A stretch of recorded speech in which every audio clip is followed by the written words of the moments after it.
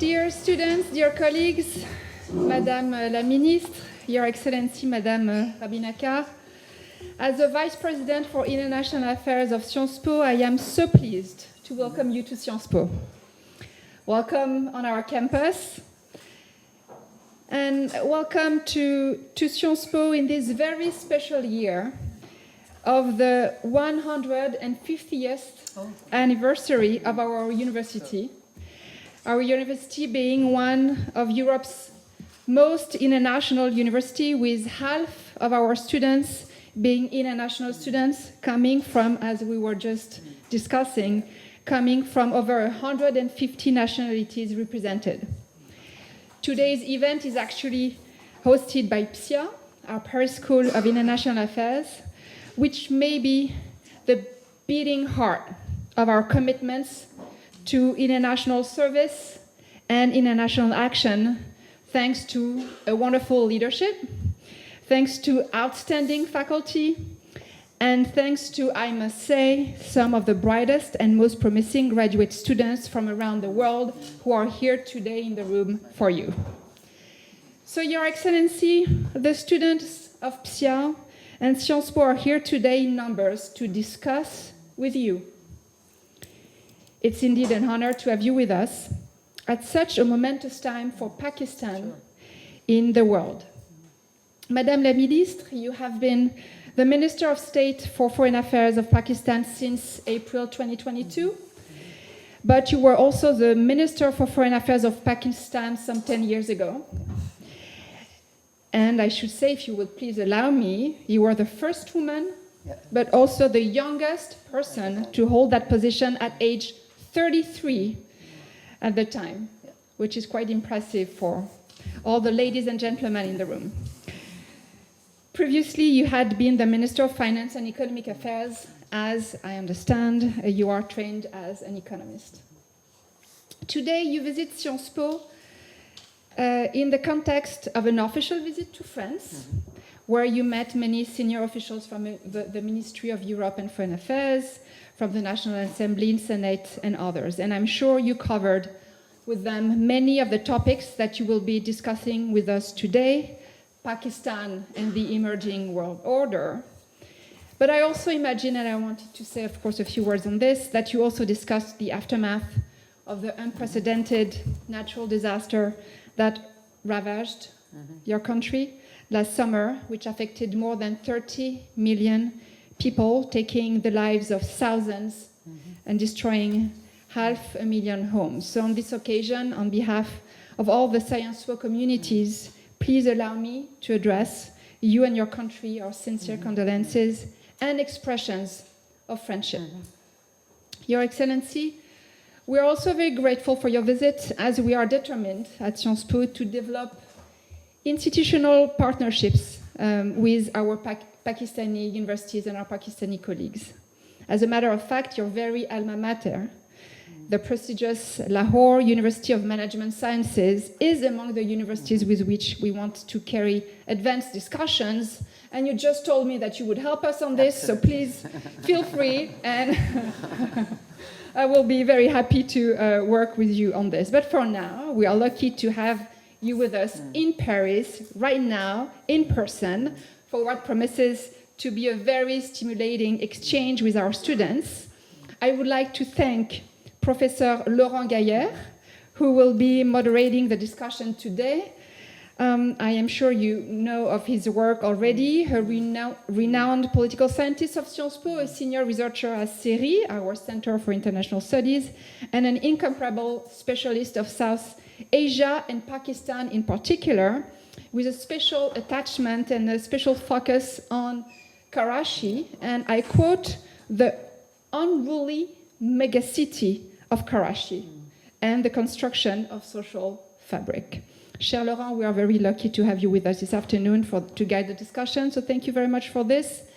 And dear students, very soon after the keynote remarks of our esteemed guests, please prepare to stand up to the microphones that will circulate for your questions. Your Excellency, many thanks again for choosing Sciences Po, and I wish you and everyone in the room a very fruitful exchange. The floor is yours. Thank you.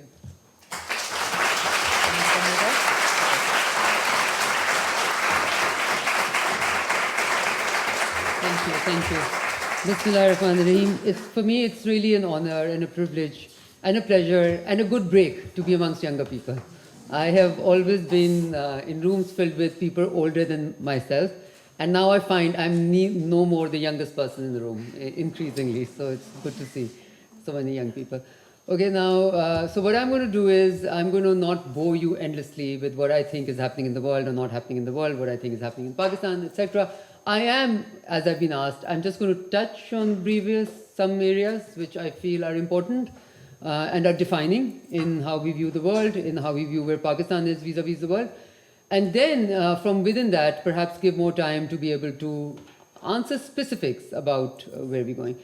As was mentioned, I have an interesting perspective, okay, because it's very seldom that you have the same person coming to the same job after 10 years, right?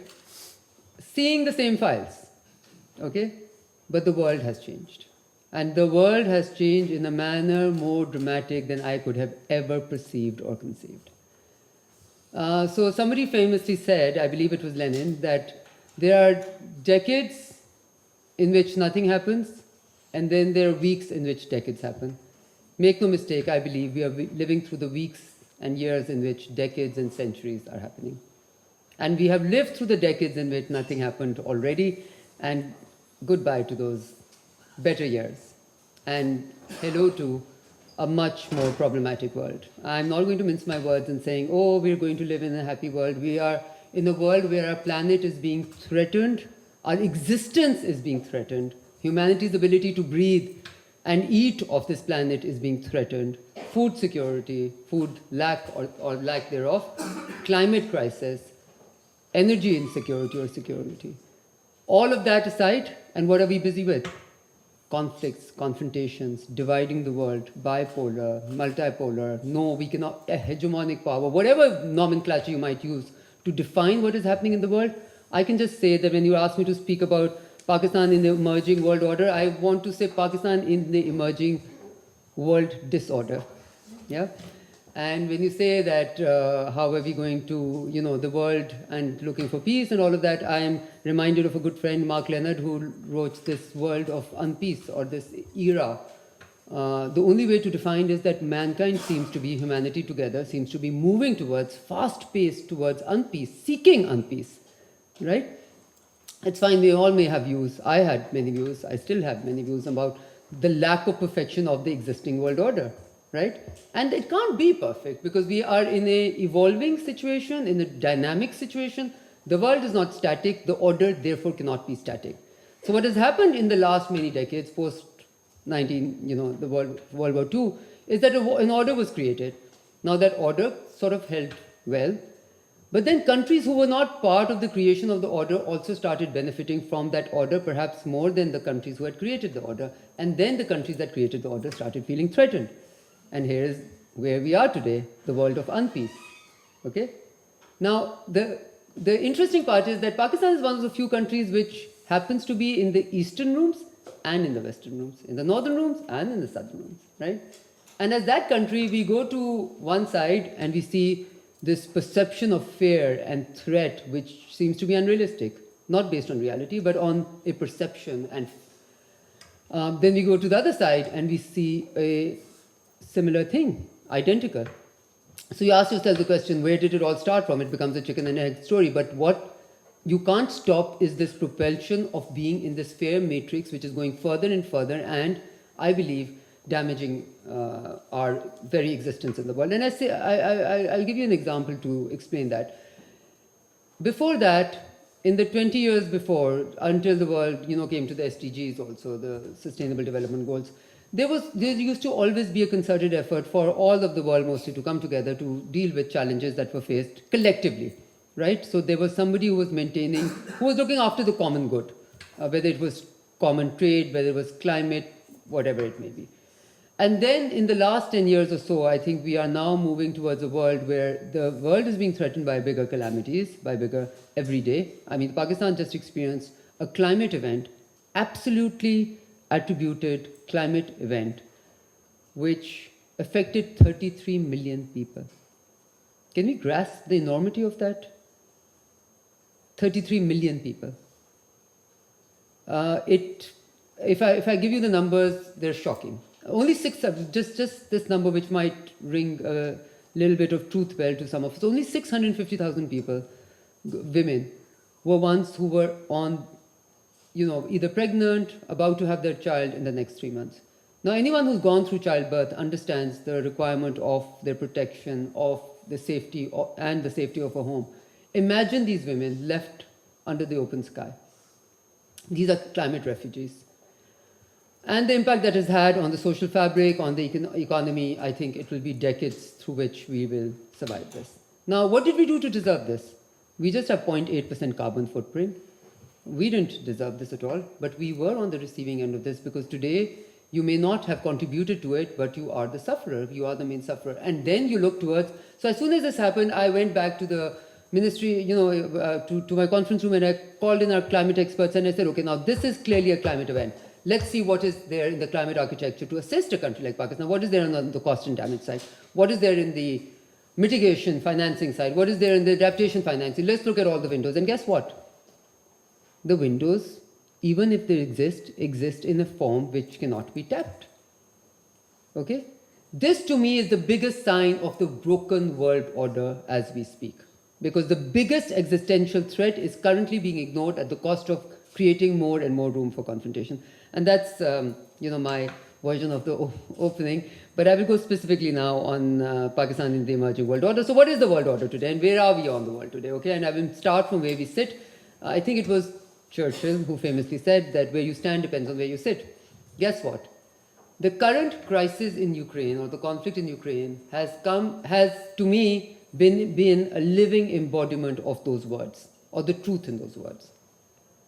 So crises can happen in one part of the world, great crises with great impact. I mean, I'll give you an example. Post 9/11 wars have killed 926,000 people, have made 32 million people refugees, displaced 32 million people, $1 trillion plus spent on them.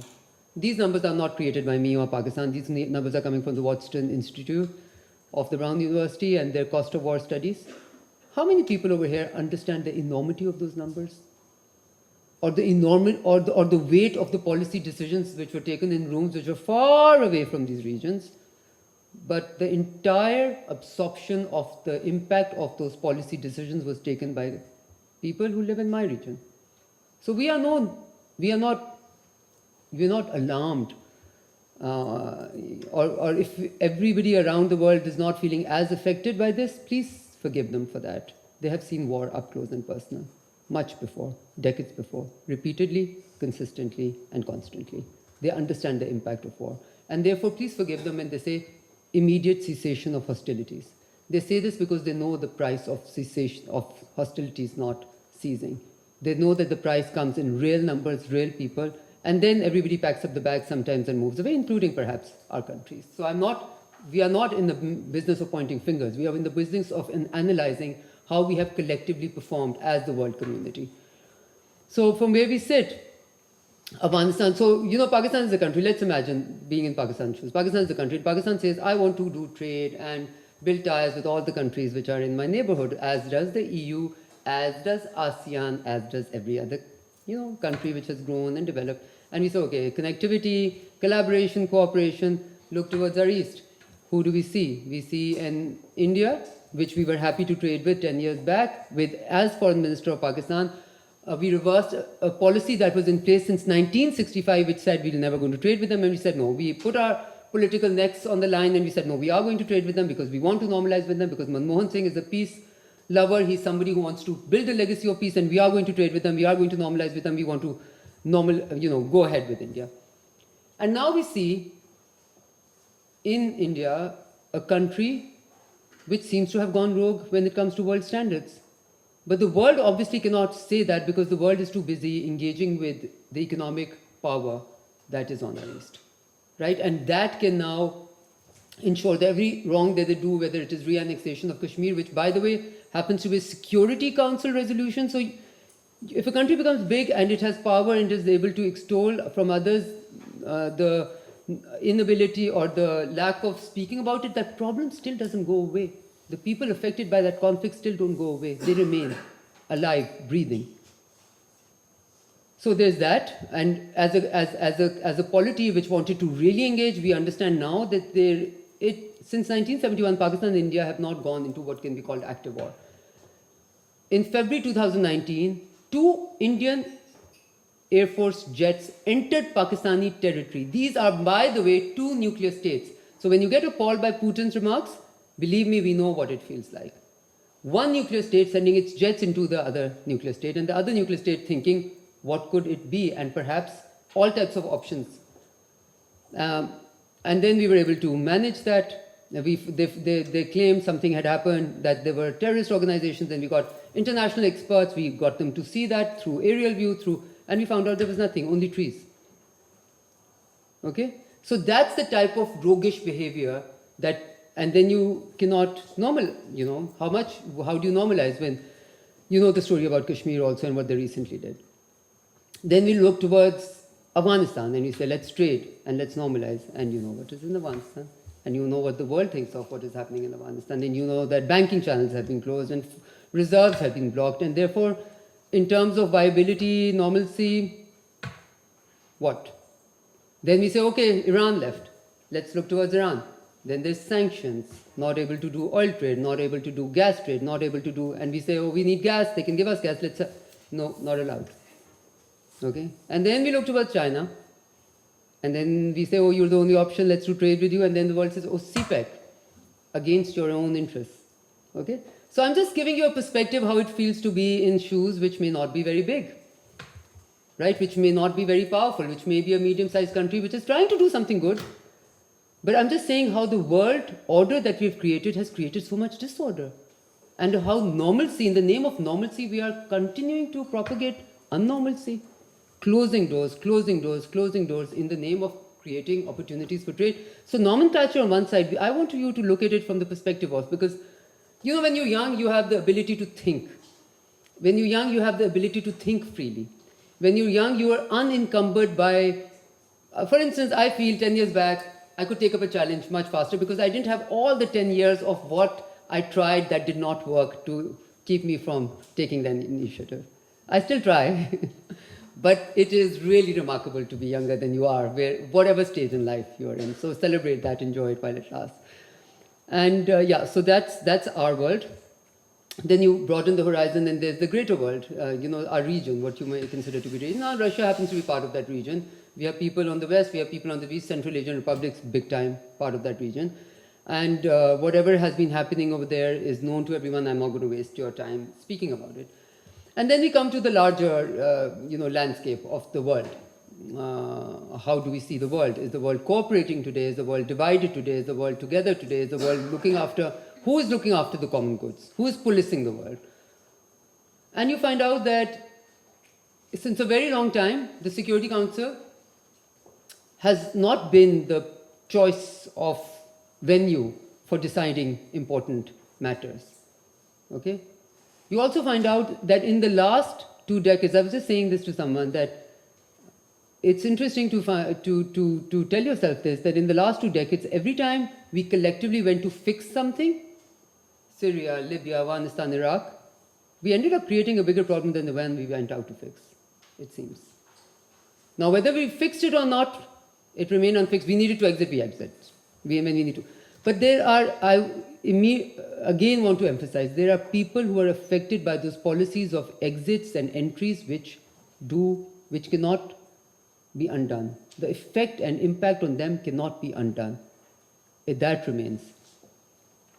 Now going forward, in this emerging world, it's turning out to be showing some very dangerous trends, because it seems that this world is a world in which we are very keen to divide each other into us versus them, good versus evil. I'll give you the example of Pakistan and its position on what is happening in your neighborhood, in Ukraine.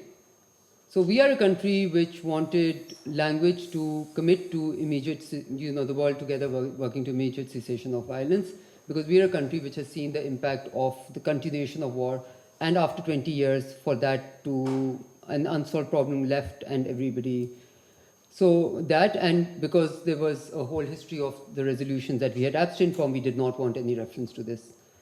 And increasingly, it seems like the world wants to either put you in this block or that block, as if being in the middle is no more an option. Or as if having your own views and bringing that to the multilateral fora to enrich it is no more an option. It's remarkable in how stratified we are becoming, and it is dangerous. Because if we end up decoupling this world that we spent decades in creating as a global village, can you imagine the cost of that?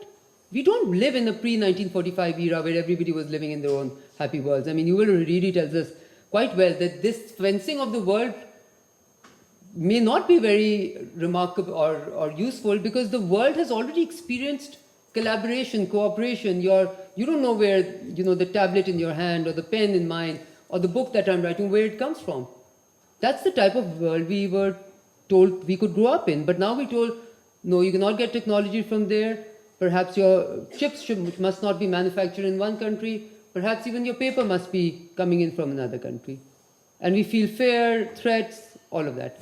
So I think the idea was to just apprise or to say that where we all sit, the world is becoming an increasingly difficult place, right? And if we want to assist in making it less problematic, I think we have to remain committed to our goals and to our principles rather than our positions. And I will explain this also in some ways. I think what we do is that we as countries become very, very committed to positions.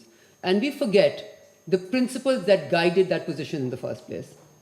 Allow me to explain again. I was, for instance, in the UNGA, around the sidelines of the UNGA, experiencing a meeting of feminist foreign policies of the world, right? I was one of the women foreign ministers, and there were many other women foreign ministers, and they were all celebrating how they have the feminist foreign policies of the world. And I said, I don't think, I can't say Pakistan is a feminist foreign policy, but I really want to ask you, how do you materialize or implement the stated feminist foreign policy? Because I believe that every time, whichever gender you are, the moment you step into the office of the foreign minister or whichever office, you adopt completely the positions that your country has taken historically. Now, if you as a woman and a propagator of a feminist foreign policy cannot break yourself away from those positions which your country has historically held as the northern, as the north or the south or the east or the west or the climate sayers or the nayers or whatever those positions are, and be able to look at it from a feminist perspective, then you do not have a functional feminist foreign policy. And allow me to give you an example. On climate, there is a huge divide between the global north and global south when it comes to cost and damage, mitigation, adaptation, pretty much on every question. Now, when I tell you that because of climate change event, 650,000 women are going through childbirth without the security of homes or shelter, does that change your position in the climate debate? No, it remains the same. I think you do not have a functional feminist climate.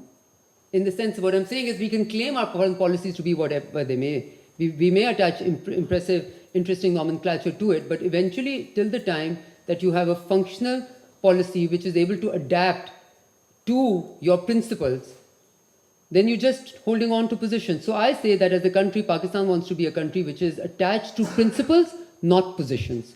The positions should be dynamic as the world is dynamic. Principles, some may argue, should be what they are. So I think with that, I will not go any further because, just wanted to touch on all of these issues. And I am going to touch on the whole issue of China, perhaps. Because China is generally construed to be a problem in the world, right? Interestingly, barring India maybe, from the region that China comes from, nobody looks at it as a problem. From the region that China comes from, they look at many other countries as really big problems, but not China. That should give you a perspective. That should give you a little bit of perspective. And I'm happy to go into greater detail about it, specific questions also on it. But the perspective that it should give you is that a country or a group of countries can be put at any block, right? But it's really important as young minds, as researchers, as future researchers, to be able to do the research, to be able to look at the elements which are outside of the narrative shaping and speak of behavior, real stuff, rather than what others, because eventually we're all products of what we read, okay? And interestingly, I find out in the East also, wherever we may come from, we're all reading the same stuff. We're all reading The Economist, we're all reading Foreign Affairs magazine, we're all reading Time magazine, we're all reading Newsweek. So in some ways our thinking is quite guided by what we read. But so happy to talk about any of those things. I just did not want to go on for longer because I thought it might be more interesting to be specific rather than general in what I say. Do I sit over there now?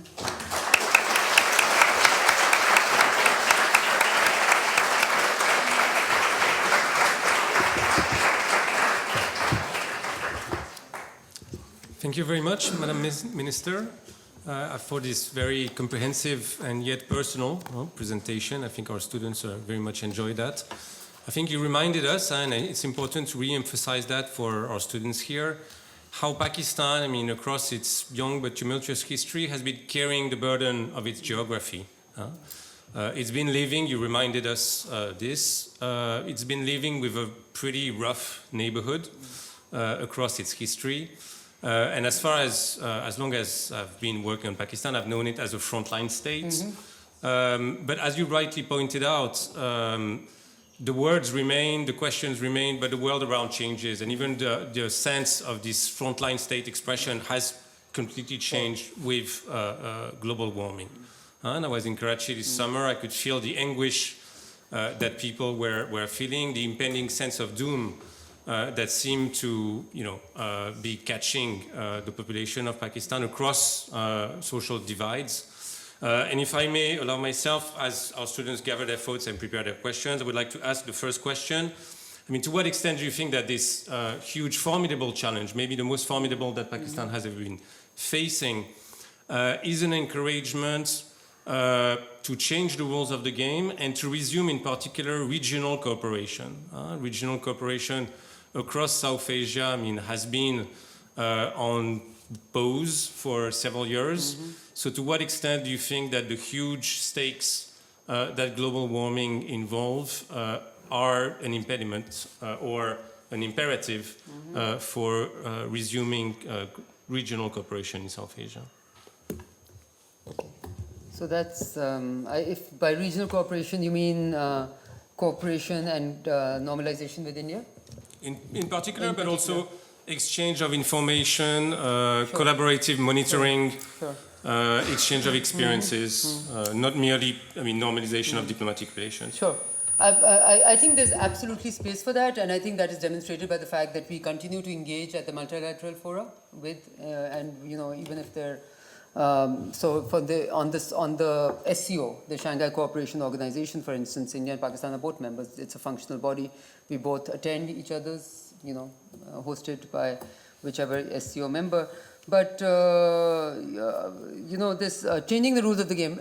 That's why I genuinely look. There are desires, wishes, and stated objectives. And then there's the reality that you have to deal with in order to be able to realize those stated objectives into reality. When I wanted to give you the sketch of our geography and to say how encumbered we feel, how closed we feel in our options, we sometimes feel we don't have the policy decisions to be able to make. When you have sanction regimes which is proliferated in many, many regions, it does feel that your hands are tied. Now, when we look towards the East, to be honest, if there's one thing that is holding back our ability to move forward on that, it's a legacy that Prime Minister Modi has decided to build. And you cannot wish that away, and you cannot, I don't like to, and I want to say, because this is, I feel very old when I keep on talking about, India as the enemy, because I wanted Pakistan to break away from that. And in my last tenure, we were able to engineer within the Foreign Office, we made it a rule there will be nothing negative said about India. You know why? Because India at that time was doing many positive things. Manmohan Singh said, I want to convert Siachen into a mountain of peace. They were wanting to build the right legacy. Now, unfortunately, a much larger country wants to build a legacy of hatred, adversity, and literally make it only livable and habitable, that very large piece of land only for a certain religious followers. So but it's a problem which is not being recognized by the world because, or given any time, whether it's human rights abuse or religious freedom or social freedom. Why? Because India is very important economically. Okay, now this is where I feel the world fails us, collectively, humanity. Because principles must take precedence over positions which are taken for short-term national or whatever interest. So the rules of the game, I think, must always remain the same. That the rules of the game should be that, or at least the quest should be to be able to engineer within South Asia and Central Asia what has been seen to pay rich dividends all over the world. The European Union. These are not countries which never knew war. Of course they knew war, right? But these were countries who learned from those wars and decided that cooperation, collaboration is the way to go. And then, I mean, I'm no place to comment on what happened in the UK, but things can happen, right? Where good things can sometimes be portrayed as bad, and populism is today a challenge. So to us, I mean, options are, we would absolutely take that option whenever it is there. All we need is a little bit of normalization on the other side. Thank you very much. So we'll now take questions. So maybe we'll take 3 questions. Yeah. So we take 3 questions at a time. If you could introduce yourself, introduce your specialty, your attachment, and your nationality. This will help the minister understand where you're speaking from. And if you could please keep the questions as concise and to the point as possible. Thank you. Thank you, Madam Minister, for your comments. It's lovely to have you here at Sciences Po. My name is Kian. I'm Canadian. I'm studying a Master of Public Policy. You described India as a roguish state, or a state acting in a roguish manner. How then does Pakistan move forward with its relations with arguably its most important neighbor?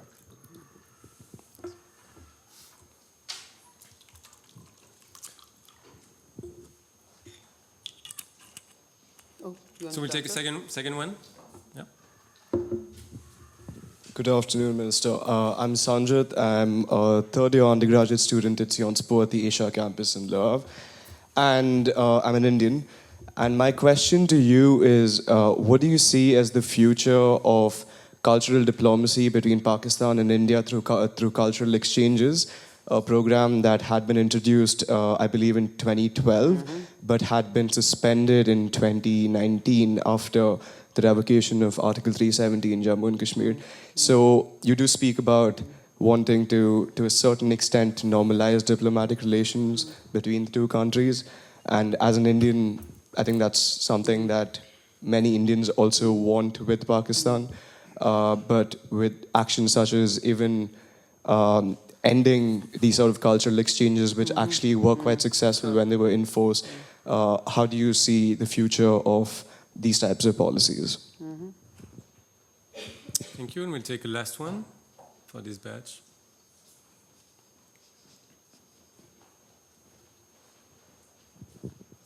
Hi, I'm Sadia. I'm a second-year student at the undergraduate program here at Sciences Po. So I wanted to ask that you have spoken about the relationships between India and Pakistan, but what about Bangladesh? Recently, Pakistan refused the humanitarian aid from Bangladesh. So is there a tension between Pakistan and Bangladesh? Thank you. Okay, I'll start from the last. Absolutely not. There is no reason for there to be tension between Pakistan and Bangladesh.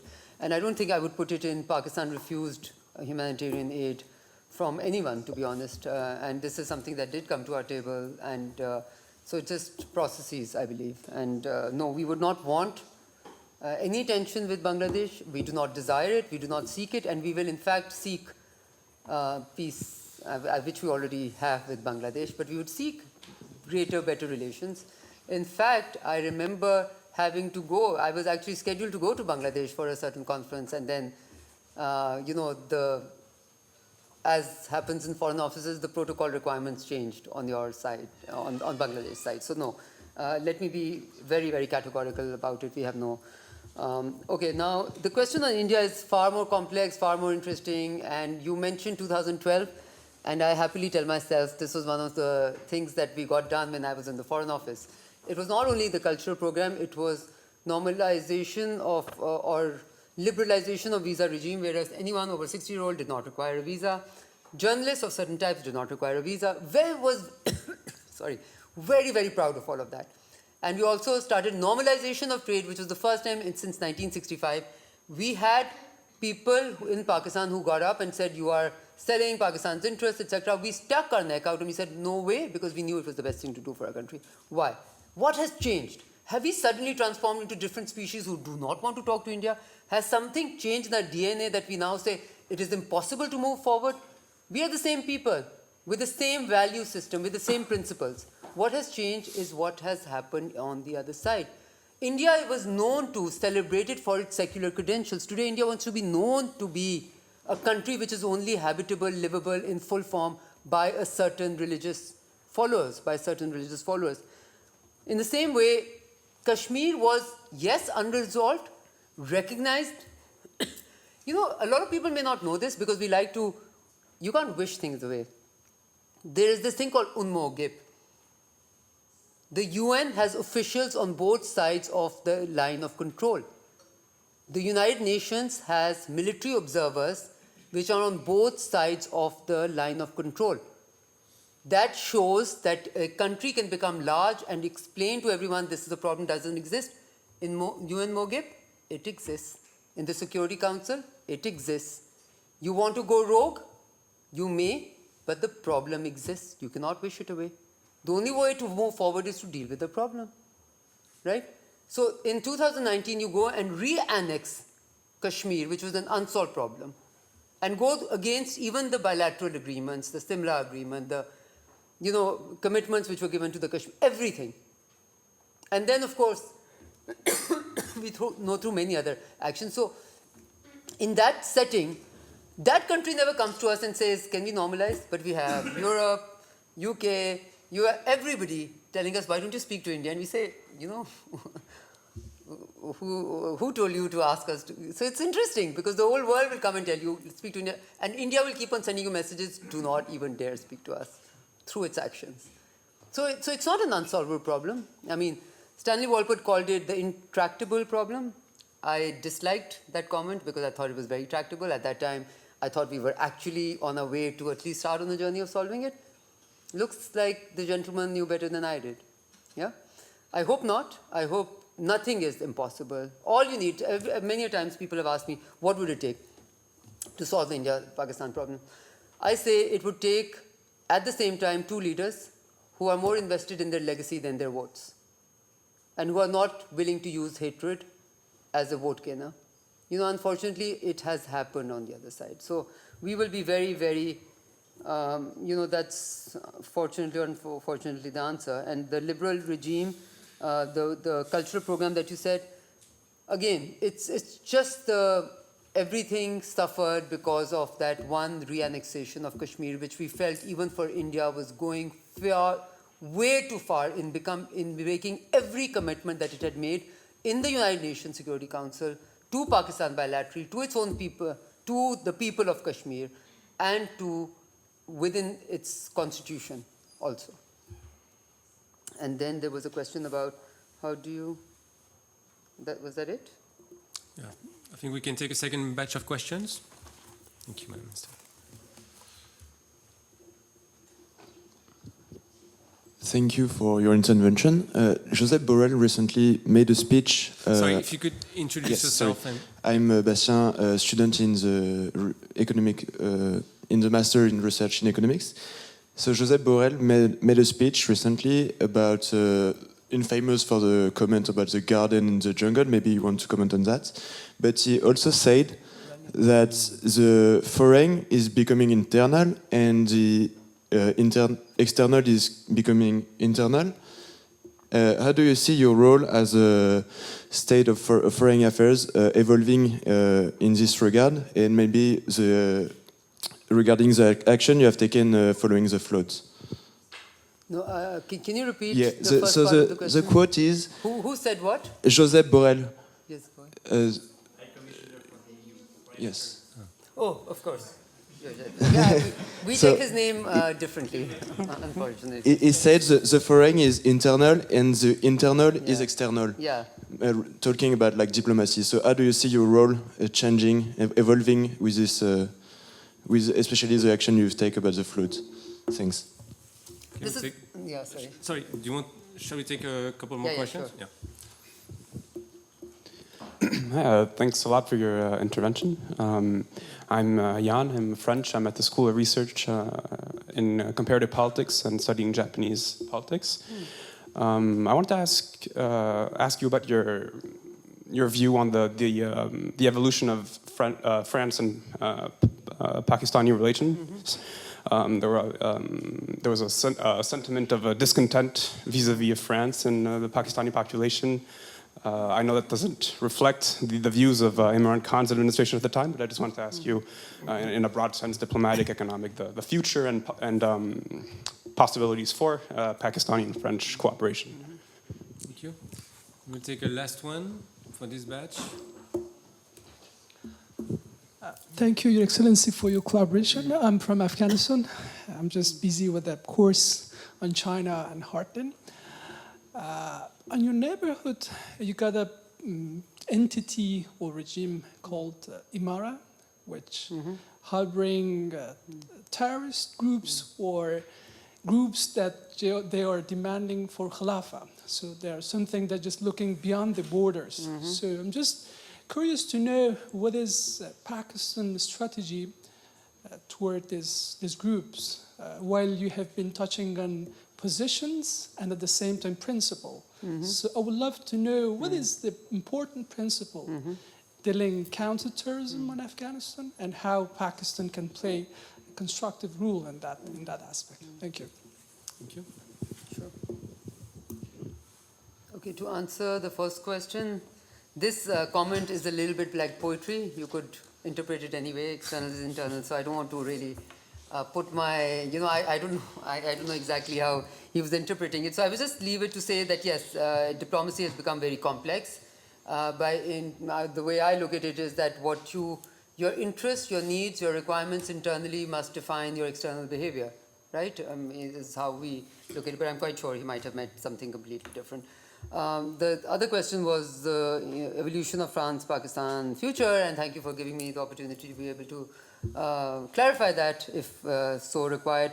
Look, only in the last 6 months, so first of all, in the next few days, you will have one of the most competent persons within the Foreign Office of Pakistan as Pakistan's ambassador to France. In the last few months, we've had a bilateral political consultation group from here, from the Ministry of Foreign Affairs, go to Pakistan. Before that, a high official from Pakistan came in for the same. In New York, President Macron and Prime Minister Sharif met. In Sharm el-Sheikh, they might meet again. And we are possibly even thinking of doing a joint conference for the floods victims, because President Macron has provided a lot of leadership on the climate, on the whole question of climate change. So I was with Medif just this morning. I find out that pretty much Total in the energy sector heavily invested in Pakistan. Accor coming to Pakistan in a very big way, hotel services, retail, Carrefour already in Pakistan, Peugeot, I'm sure I didn't pronounce that well, but Peugeot, okay. We try and make do. Okay, so that first car assembly of Europe to be in Pakistan. So I was quite impressed. I mean, much as I already knew all of those names, but to just do a mapping of it and say, well, they're pretty much everywhere and they're doing well. So eventually you have to speak through your actions. Diplomacy can do the talk, but eventually you have to walk the walk. I think the walk is happening between the two countries.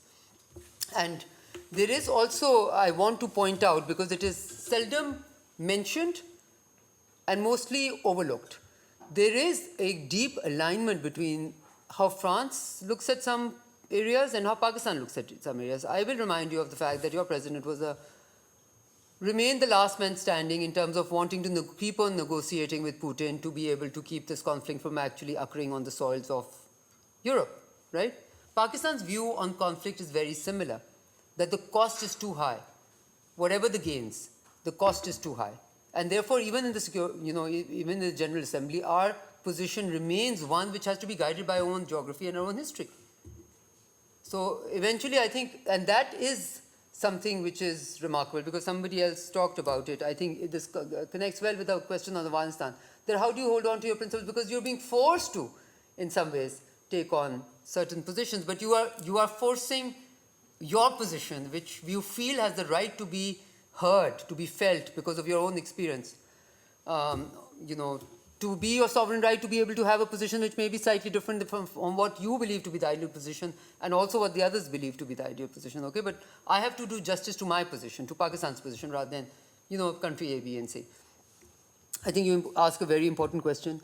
I do not know what it must feel like, honestly, I say this, to be in a country which has been in the midst of so many interventions.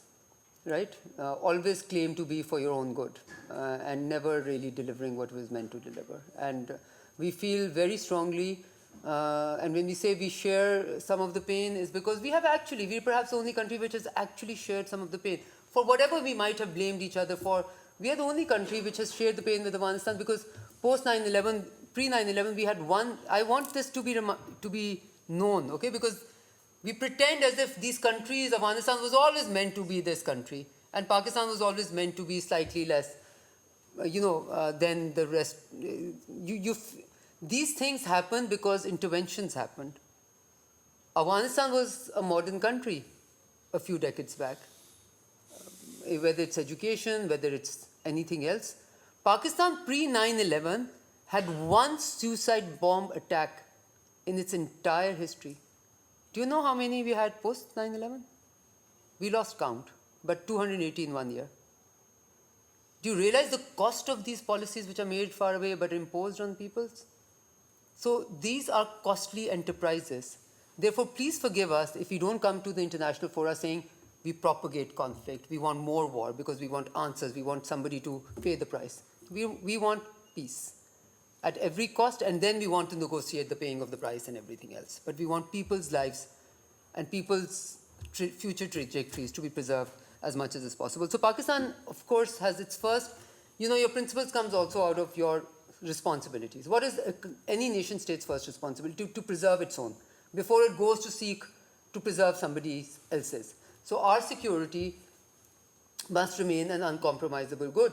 And therefore, Pakistan has repeatedly said, during the time of the NATO troops, after the time of the NATO troops, that any elements coming from there or space being given to elements such as TTP, which has been inimical to Pakistan's interest, is obviously something that we react to. So maybe we'll take a last batch of questions. Thank you, Minister Khar, for being here today. My name is Rohit, and I'm studying environmental policy here, and I'm from India. My question is related to the spheres of influence in today's time. You spoke about China briefly in your speech, and as you said, I think there's a lot of negative perspective thrown around when China becomes an economic partner to a particular emerging economy, be it in Asia, Africa, Latin America. So I want to understand from your perspective as Pakistan, where 30% of the debt is owed to China, way more than IMF, World Bank, ADB. What are the advantages you see in this strategic relationship? What are the challenges? And how has the global order and the change in the global order sort of moved Pakistan in this direction? Thanks. Thank you.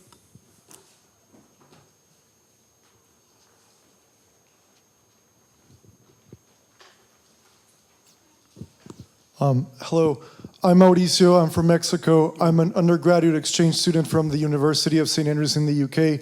And my question is, what are Pakistan's hopes for COP27, particularly with the loss and damage negotiations? Thank you. Thank you. And maybe a last question.